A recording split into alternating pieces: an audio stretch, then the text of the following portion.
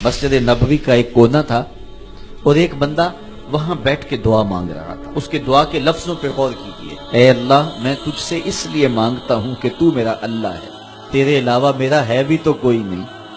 تو یہ وہ دعا مانگ رہا تھا اور مسجد نبوی کے کونے میں بیٹھا تھا۔ حضور نے دیکھا تو ایک صحابی سے کہا، وہ جو دعا مانگ رہا ہے اس کو جا کے بتا دو تمہاری دعا قبول ہو گئی ہے۔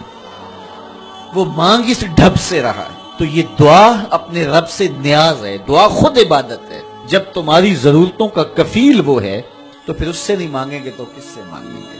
دعا اللہ سے راز و نیاز کی باتیں، جو باتیں بندہ کسی سے نہیں کر سکتا وہ اپنے رب سے ڈائریکٹ کرتا ہے۔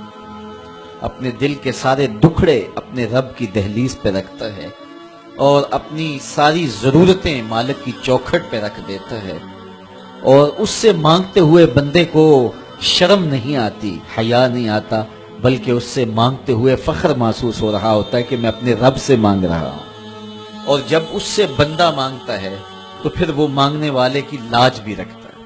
تمہارا رب حیا کرنے والا کریم ہے۔ جب بندے اس کے سامنے ہاتھ پھیلا کے دعا مانگتے ہیں، اللہ فرماتا ہے مجھے شرم آتی ہے ان کے اٹھے ہوئے ہاتھ خالی کیسے موڑو۔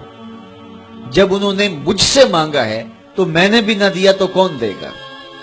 میں ایک سادی سی بات کرتا ہوں، اتنے لوگ جتنے لوگ یہاں بیٹھے ہیں اگر کسی دنیا دار کے ڈیرے پہ چلے جائیں اور اس سے کوئی چیز طلب کریں اور وہ دینے کی استطاعت رکھتا ہو تو وہ کیا خالی لٹائے گا؟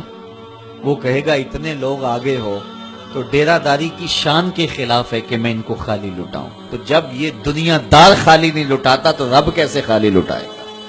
جب بندے اس کی دہلیز پہ چل کے آ جائیں تو وہ بندوں کی ضرورتوں کا کفیل ہے اور ان کے ہر درد کو جانتا ہے اور ان کی ضرورتوں کو پورا کرتا ہے۔ علماء نے کہا دعا ہر صورت قبول ہوتی ہے، یا تو یہ ہے کہ فوراً قبول ہو جاتی ہے، جو مانگا فوراً مل گیا، اور کبھی ایسا ہوتا ہے کہ فوراً نہیں ملتا، حکمت ہوتی ہے اور فوری دینا مناسب نہیں ہوتا تو اس کو فوری نہیں دیا جاتا، لیکن دعا بعد میں کچھ عرصے کے بعد اس کی ڈیمانڈ پوری کر دی جاتی ہے۔ اور کبھی ایسا ہوتا ہے نہ فوری دیا جاتا ہے نہ بدیر دیا جاتا ہے، اس دعا کو ذخیرہ کر دیا جاتا ہے اور حشر کے دن اس کا بدلہ دیا جائے گا۔ اور روایت میں آتا ہے حشر کے دن جب ان دعاؤں کا بدلہ دیا جائے گا جن کا بدلہ دنیا میں نہیں ملا تھا تو لوگ آرزو کریں گے کاش کہ دنیا میں کوئی دعا قبول ہی نہ ہوئی ہوتی، سارے صلے آخرت میں ملتے۔